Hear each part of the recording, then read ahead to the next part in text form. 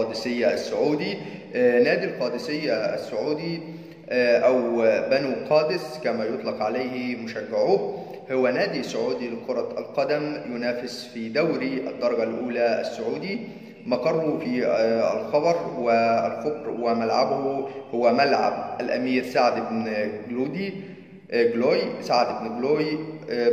يعد من أبرز أندية المنطقة الشرقية والمملكة السعودية. الاسم بالكامل نادي القادسية السعودي لكرة القدم. اللقب بنو قادس، تأسس عام 1967 في مدينة الأمير سعود بن جلوي الرياضية. السعة 15,000 متفرج.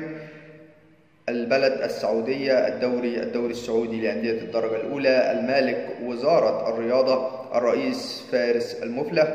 المدرب الحبيب بن رمضان. بشكركم أعزائي المشاهدين، وأتمنى دايما إن انتم تتابعونا باستمرار وتشتركوا في القناة وتفعلوا زر الجرس عشان يوصلكم منا كل حصري وجديد عن أخبار الكرة العالمية والمحلية. والسلام عليكم ورحمة الله وبركاته.